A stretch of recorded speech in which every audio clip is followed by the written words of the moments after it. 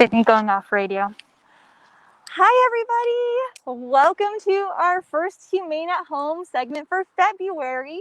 We are coming to you live from our Ramona campus. Everyone, I'm joined today with my friend Sydney, and we are here to talk about baby season. It is that time of year, my friends, where all of our local wild animals are going to start having babies, and we are having our baby shower, and it's going to be kind of finalizing tomorrow, everybody. So stay tuned and maybe tune in tomorrow as well. But the baby shower is just the time of the year where we start to raise donations to help us when we start to see the influx of wildlife patients coming through our door. Baby season is a really important time of year, obviously, for our wildlife, but it's also the time of year when wildlife centers across the country start to see an influx in their patients. One day last year in May, Project Wildlife in San Diego took in over 130 patients in one day. And it's a lot due to the baby season. PW Ramona over here, they took in 75% of their patients during the months of April to August, and just during that time. So we are here today to talk to you about different baby animals and when to intervene, when they might need your help, and when you don't need to intervene. We really want to try to keep these wildlife babies with their parents. They're going to be the best ones to raise their children. So we're going to just jump right into it and talk about when you need to intervene. So it's really going to be when you see them acting when they're not acting normal. You might see maybe something like a broken wing, or you might see blood, or you might see ants around them, or they might be cold to the touch. Those are obviously going to be patients that need to come into a wildlife rehabilitation center. But if they look relatively okay, maybe just young, there are certain things to know about different species of animals of when you need to intervene. Some parents spend as little time as possible with their kids just so that they don't attract predators to their nest. So we're going to just go right into it, and Sydney's going to take it away, and we're going to learn about rabbits and deer. All right, so if you come over here, we've got a little demonstration. So rabbits and deer are similar, where they spend as much time away from their babies as possible. Mama deers and mama rabbits want to spend no time near the nest, because every second they're with their babies, a predator could be watching and figuring out just where those babies are. So here we have our lovely little deer, we'll call him. And deer are left by their parents in a little depression in grass or shrubbery so that they kind of are safe. You often see deer with the white spots on their back. This guy doesn't have that, but a lot of times you'll see that in photos. And that's a way for them to blend into their surroundings better. So, mom will leave her baby here and go off and forage. And she might only see this baby once or twice a day. So if you see a baby and it's just hanging out, just being a little baby deer curled up, he's totally fine. The only time that you need to be concerned about a baby deer is if it's up and moving, walking, crying. And similarly, over here we've got our rabbits. There you go. Got our little rabbit nest. And rabbits are really interesting because most of the time you don't even know they're there.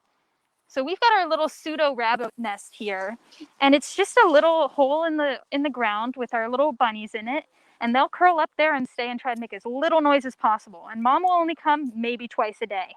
So if you find a rabbit nest and you're not sure if mom's there, if mom's not, the best thing you can do is cover them up, leave them where they are, unless Carly said, unless they're injured, cold, or otherwise look like they're in distress, cover them back up.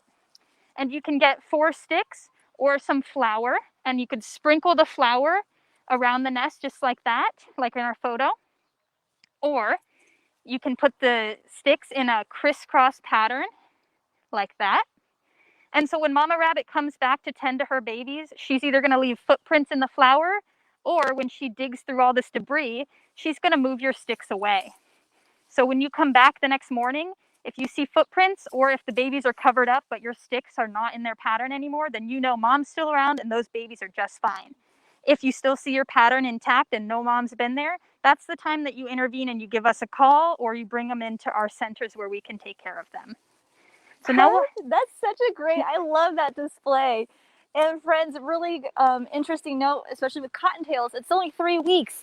3 weeks usually from when mom lays them in the nest to when they're on their own, and they're pretty small when they're on their own. As long as those eyes are open and those ears are up and they're hopping around, then you don't need to intervene. I know they look really tiny and they shouldn't be by themselves, but that is how it works when it comes to rabbits. Now we're going to jump into skunks and raccoons. Some of our favorites are little stinkers. Now, one thing with skunks, my friends, is that they actually don't see very well. They have a very limited vision right in front of their face. That's about as far as they can see. So usually you will see skunks tail to nose, tail to nose, tail to nose. So if something scares them, it's very easy for them to all go in different places, and then it's like herding cats for that poor mom. And so that's how skunks can get easily orphaned from their parents. And then the same thing with raccoons. They can sometimes fall out of the nest. And so what the biggest thing is that we want, or fall out of the tree that's in the nest, fall out of the, yes, the nest that's in the tree. There you go. The basic thing is we want to give mom a chance to get her babies back. So one thing you can use is from the dollar store, $1 from that lovely store, a laundry basket. You simply just place it over the nest of that little baby skunk or that baby raccoon. And if you guys all know how dexterous raccoons are with those lovely little hands of theirs, Mama Raccoon can easily lift that over and get her kid. Skunks love to dig, and they can dig underneath that area and get their baby as well. Again, however, if those babies are still there in the morning, you've at least given them that evening to get their children, because that baby is still going to be crying out for their mother. So, like we said, if you can give them that chance to be reunited with that parent, that is ultimately what we want them to be able to do with them. And with raccoon babies, especially, my friends, and we'll talk about this as well, as cute as they might be, we never keep them longer than we need to. If you need to keep them overnight, we'll talk about that in a minute, but we honestly want everyone to bring them into a licensed rehabilitator as soon as you possibly can. Time is of the essence when it comes to these animals, especially when they're so young. The next one we're going to head into is our lovely opossums. Sometimes people don't like them because they can look scary and we think they're rodents, but my friends, they're not rodents at all. They're our lovely marsupials. And what we want to make sure is that mama has that chance to get her babies as well. So because of that marsupial, they are in the pouch for about 4 weeks, and then till they're ready to go on a little piggyback ride on mom's back. Sometimes they can accidentally fall off of mom, and you may hear a baby opossum sound like they have a cold, they're sneezing. That's actually how they are trying to tell mom, I'm here, come back and get me.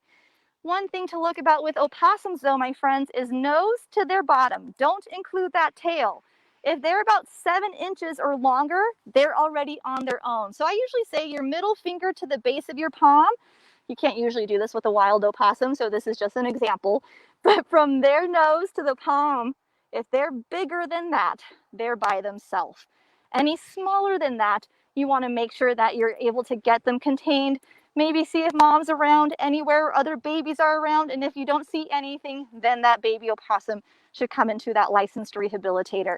But again, making sure we make sure that we give that mom a chance to get her babies back.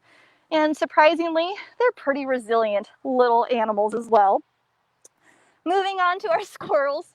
Now, friends, I don't have like a regular ground squirrel that we have here in San Diego. This is a gray squirrel, and they don't normally live here in San Diego. But squirrels, sometimes they may fall from that tree or their nest gets disturbed. So tree trimming during the springtime, big no-no, my friends. We definitely don't want to accidentally trim the tree where there's a squirrel nest or a baby bird nest. So again, these guys probably are not going to do well in the laundry basket because mama can't get in there and she can't do it if they're underneath. So to try to reunite the baby squirrel with their parent, we would more likely get a box, like a shoe box maybe, fill it up with those tissue paper in there, make it nice and warm, get it, secure it up into that tree where you think you might have seen that squirrel running around. And again, give mom that chance during the day, not nighttime like our nocturnal friends. Give it during the day for our diurnal friends, the ones who are up during the day, and give that mom a chance to get her baby back. Again, if she hasn't come back by nightfall, then give us a call and bring them into our center as soon as you can, just so that we can make sure we give that mom a chance for her kiddos. Another one that we tend to get in that doesn't need to come in are those lovely baby birds, my friends. So sometimes, again, tree can get trimmed out of their tree, or their nest can get trimmed out of their tree, or Sometimes they can get knocked out, or sometimes they're just learning how to fly. So if you do happen to see that you have a nest of baby birds around and one of them has fallen out, and let's say they don't look like they have a lot of feathers yet, maybe they're still kind of bald, they're still going to need to be with mom. So if you can't get them back into their original nest, you can make your own nest. You can use the strawberry basket or any type of container like this. Just make sure there's a hole at the bottom. Again, fill it nice and warm with tissue paper. Get that baby into the nest and put that nest as close to the tree in the original nest as you see. Baby birds are going to, let's see, still make the little noise and cry out for mom. And so it's very possible for mom to come down and feed the babies in her nest and then also come and feed the baby in your nest that you just made. Now, fledglings are a little bit different. Those are birds who are learning how to fly. They actually need to be able to build up those flight muscles. So what they'll do is they'll take that little flutter to the ground, and they can spend anywhere from 2 days to almost 2 weeks on the ground building up those flight muscles. So if you come across a baby bird and he's hopping around, but you say he's not flying, wait and watch. Just like we did with the rabbits, just like we did with the skunks and opossums. Stand back, because obviously mom is not going to come around when you, the big scary predator, are going to be standing right over them. This baby's going to have to eat every about 20 to 30 minutes, so we want to make sure we're able to watch, maybe have some binoculars on, and see if you see that mama bird coming back down to feed that baby. And again, leave them there if there's no danger around. If there are community cats or maybe dogs around, or they're really close to a road, try to encourage them under a bush. But again, look around. You will probably see the parents still tending to that little one. And then always, if you guys ever have questions, go to our website, give us a call. We will try to help you as much as possible. Again, we want to try to keep these babies with their parents as much as we can. The next ones we want to look for are those lovely ducklings. So this little guy right here, those guys are coming right around the corner, and it can be really cute when you see a mama and her ducklings. So again, making sure we give them space. When we get too close to mom and her babies, we can really scare them to the point where mom flies away. And when you see ducklings by themselves, if there's no other parent around, then something's probably wrong and they do need to be rescued. Mama ducks are really great at keeping their little babies nice and corralled, so we want to make sure that there is no mom nearby, and then if not, we want to get them contained and bring them into us, but don't scare them away on our own. We don't want to scare mom away intentionally. Want her to keep those children as much as we possibly can.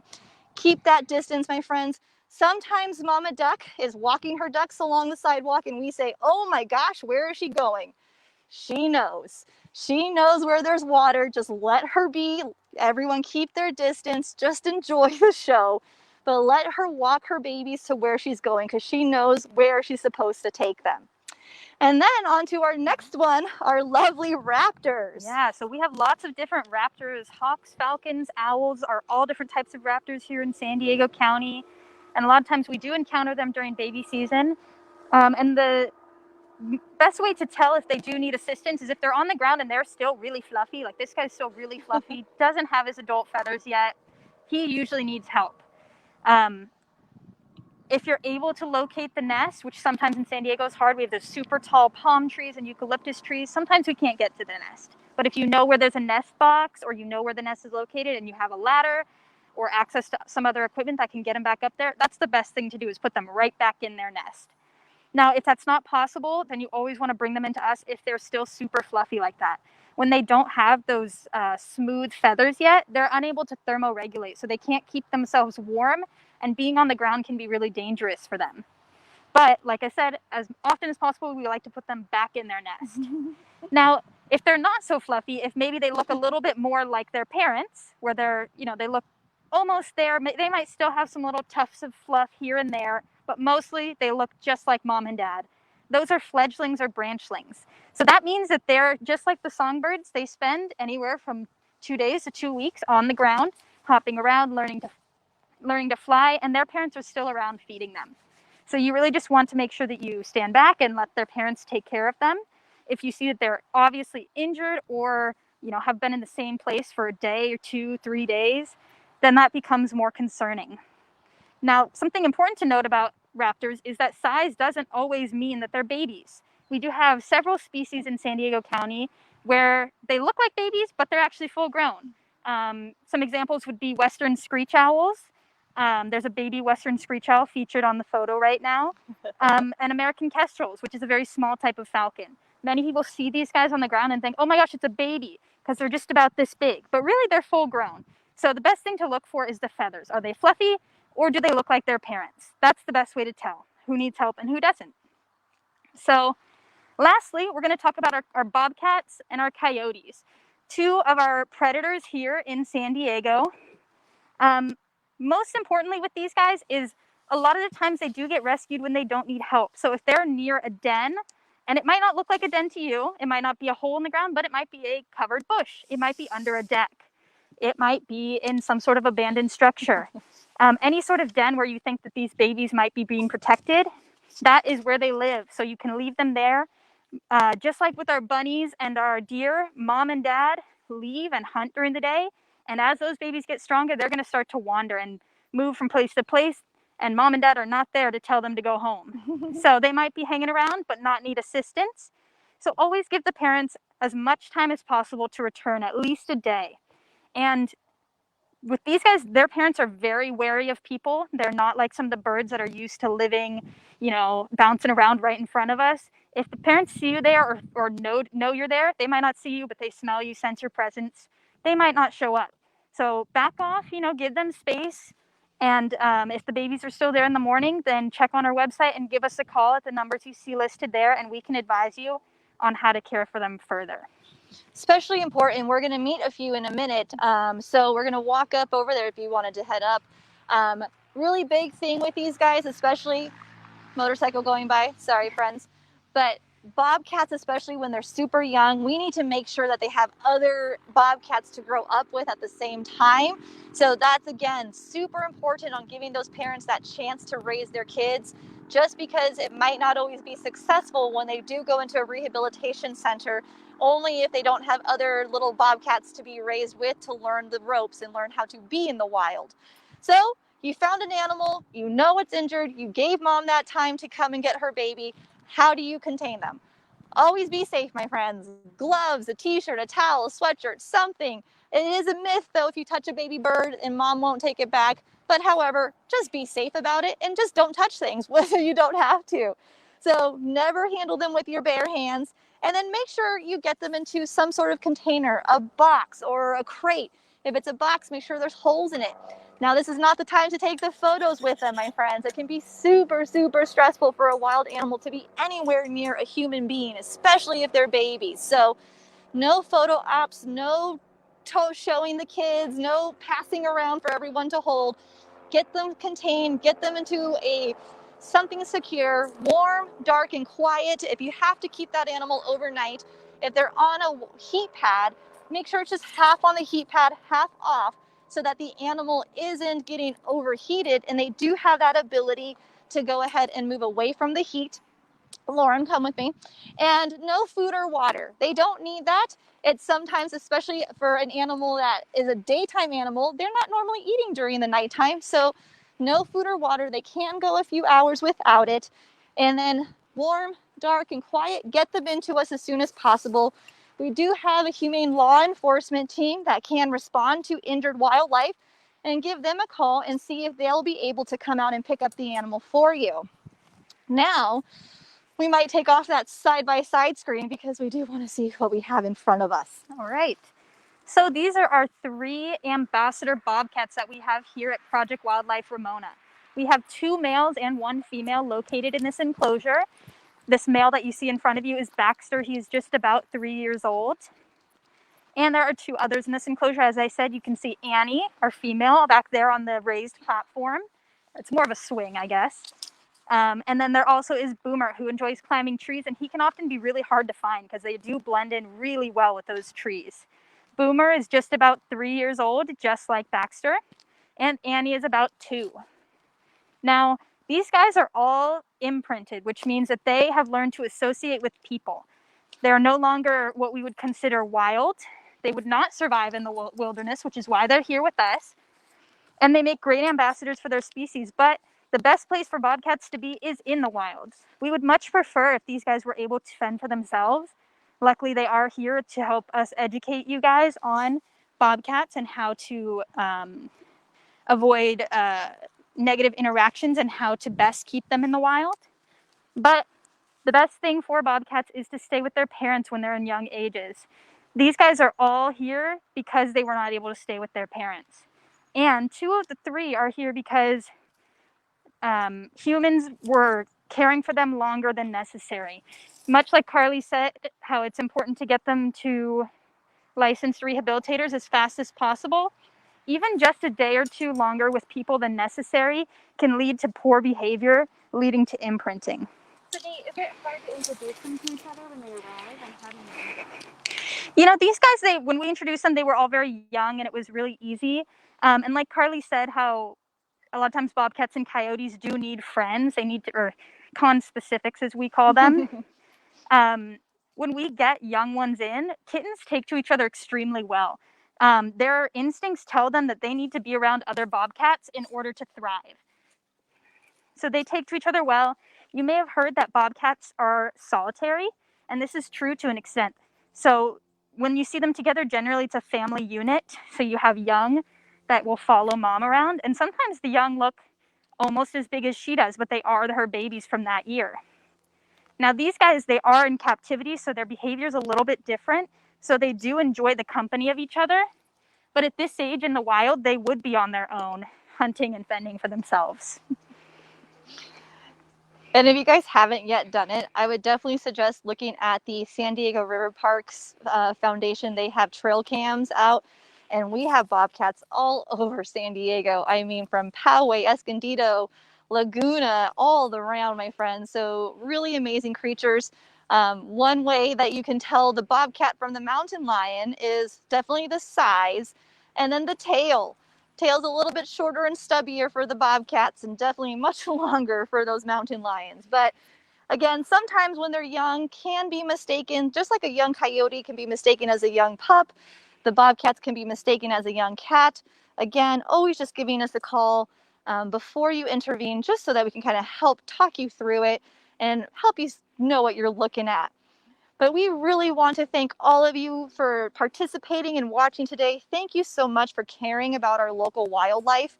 Here in San Diego, we are an amazingly biodiverse city, our region, with so many different species of animals either coming through or calling San Diego their home. It's something super, super special. Question that I see, Miss Lauren, what do we got? Now that they're ambassadors, do we have to work with them often to keep them comfortable around people? Yeah, now that they're ambassadors, do we work with them to stay comfortable around people? We do. So these guys are frequently taken care of by their caregivers every day, usually twice a day. And so just that, being around people and having us feed them and reinforce their good behavior is enough. I'm also working with these guys to help them learn to target and station, which are different behaviors that we can use for them to like get on a scale, go into a crate, different things that can keep them healthy in the future. But in general, these guys are pretty friendly and habituated, and it would take a lot to get them back to any sort of wild state. So friends, again, it is the baby shower time of the year right now. It does take a village to help us care for all these wild animals. Between Project Wildlife San Diego and our Ramona campus, we will probably average between 12 and 13,000 patients this year alone. So please, if you can go to that registry, you, my friends, you San Diegans are coming through like no other right now. We appreciate all the donations that people have donated already. But that wish list is always up throughout the year. We're always adding different items that we may come across that we need. So I really suggest you checking that wish list out for us, and then stay tuned and come back tomorrow, 9:30 in the morning. We're actually going to do a little segment on your donations at work. Yes, question. How much bigger are they compared to your average house cat? Oh, Depends on the house cat. I know, guess. depending on the type of cat. But usually somewhere between 2 to 3 times bigger, depending on how big your cat is, I Right. guess. Right. They don't. When you're standing right in front of them, they don't look very big at all. So it's between like a large cat and a medium-sized dog, possibly. You know, it depends on the type of cat you have. Maybe I haven't seen enough big cats. But they're definitely got those longer legs to help them with all that agility and jumping and climbing in those trees. Great questions. Any other questions? All right, well, friends, one more thing for any of my kiddos out there. Please check out some of these upcoming events that we have. Camp in a Box. So it is 2 days of activities and virtual animal interactions for only $25. So if you want your children to learn more about animals, meet some animals as well, this is definitely the time to do it. And then we have our careers presentation. So anyone who's ever been interested in working with animals and anything on our domestic side, so our shelter side, check out this free presentation, 90 minutes for learning about different careers working with animals, and it's great for community service hours. The link to the website should be right there as well, my friends, but check out that website. All of the information about our kids programs, our adult programs, our how to coexist with wildlife, maybe adopting a pet, everything can be found at sdhumane.org. And thank you, everyone. I hope you enjoyed our whole new little version of StreamYard with our cool ability of showing you some more information as we talk. And before we say goodbye, thank you for joining us. Enjoy these cute little bobcats. Thank you, everybody. Have a great rest of your day. Tune in next Friday again at 3 p.m. for our next Humane at Home segment. Bye, everyone.